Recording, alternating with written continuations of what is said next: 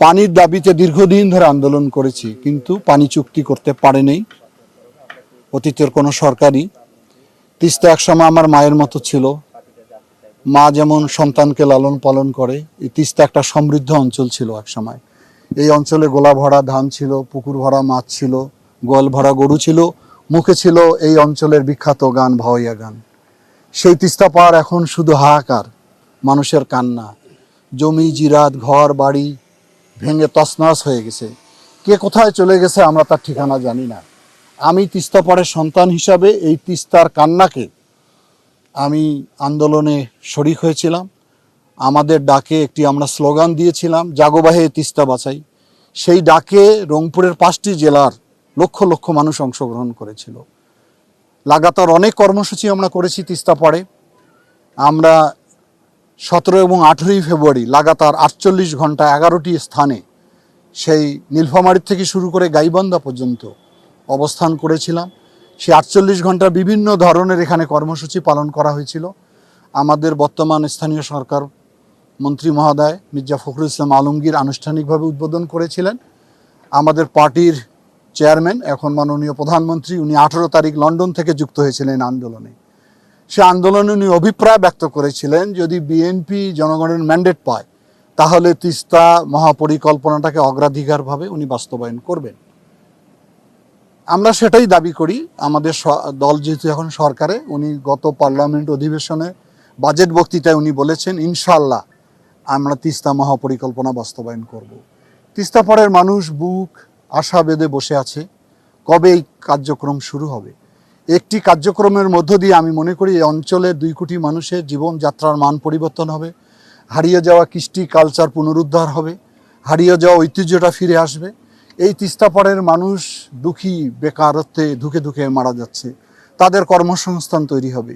এ কারণে এই আন্দোলন করা হয়েছে। আশা করি শীঘ্রই সরকার এই কার্যক্রমের আনুষ্ঠানিক উদ্বোধনের মধ্য দিয়ে এই মানুষগুলোকে একটা সঠিক জায়গায় নিয়ে আসার যা যা পদক্ষেপ তারা গ্রহণ করবে। আপনারা জানেন যে আমাদের ব্যক্তিগত মূল্যবোধ, পারিবারিক মূল্যবোধ, সামাজিক মূল্যবোধগুলো ধীরে ধীরে নষ্ট হয়ে গেছে।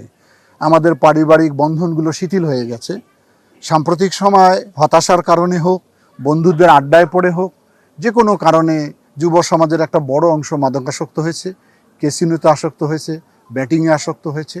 এর বাইরে আমাদের এই অঞ্চলেও ব্যাপকভাবে যৌতুক নেওয়া হয় বিয়ে দেওয়ার সময়, এবং বাল্যবিবাহটা যদিও সরকারের আইন রয়েছে, তারপরও নানান ফাঁকিঝুঁকির মধ্য দিয়ে এই বিবাহ সম্পন্ন হচ্ছে।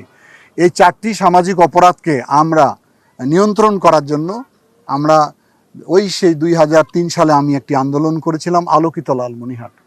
বিগত ফ্যাসিস্ট সরকারের কারণে দীর্ঘ 17 বছর এটি বন্ধ ছিল, যার কারণে সমাজে আবার এই অপরাধগুলো বিস্তৃতি লাভ করেছে। আজকে আমরা আনুষ্ঠানিকভাবে আমাদের স্থানীয় সরকার মন্ত্রী মহোদয় মির্জা ফখরুল ইসলাম আলমগীর এটি উদ্বোধন করবে। এটির উদ্দেশ্য হচ্ছে আইনের পাশাপাশি সামাজিক আন্দোলনের মাধ্যমে মানুষকে সচেতন করে তোলা, এই অপরাধ থেকে নিজেকে দূরে রাখা, সমাজকে দূরে রাখা। আমরা হয়তো ডেভেলপমেন্ট করলাম, মসজিদ, রাস্তা, মন্দির, স্কুল, কলেজ, কিন্তু মানুষ যদি মানুষ হিসাবে সুন্দর মানুষ না হয়, তাহলে আমার দৃষ্টিতে এই উন্নয়ন আসলে কোনো কাজে লাগবে না। সেই আন্দোলনে আমরা বিভিন্ন স্তরে, ওয়ার্ড থেকে জেলা পর্যায়ে আমরা কমিটি গঠন করেছি। সেই কমিটিগুলো বিভিন্ন শ্রেণী পেশার মানুষ এখানে যুক্ত রয়েছে, খেলোয়াড় রয়েছে, ইমাম রয়েছে, পুরোহিত রয়েছে, রাজনৈতিক নেতৃবৃন্দ রয়েছে, সরকারি কর্মকর্তা রয়েছে।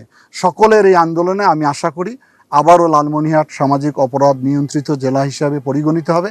পর্যায়ক্রমে এটি আমি মনে করি বাংলাদেশে যদি অন্য অন্য অঞ্চলে চালু করা যায়, তাহলে আইনের পাশাপাশি এই সামাজিক আন্দোলনের মধ্য দিয়ে এই অপরাধগুলো নিয়ন্ত্রণ করা সম্ভব হবে। পাওয়ার চায়না একটা ডিজাইন করেছে, নকশা করেছিল সমীক্ষার ভিত্তিতে।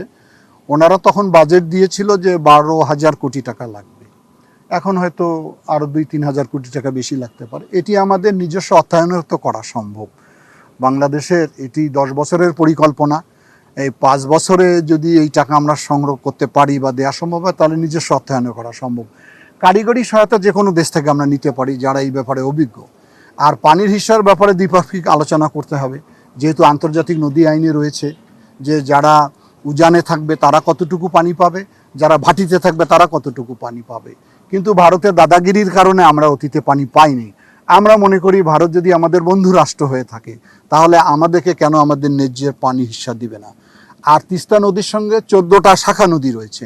মাননীয় প্রধানমন্ত্রী এটা বলেছেন যে ওই ডিজাইনের নকশায় ওই শাখা নদীগুলোতে পানি রিজার্ভ করে রাখতে হবে, বর্ষাকালে পানি ধরে রাখতে হবে, শুকনো মৌসুমে যদি কোনো কারণে আমরা পানি সংগ্রহ করতে ব্যর্থ হই তাহলে ওই পানি দিয়ে যাতে আমরা কৃষিকাজ করতে পারি।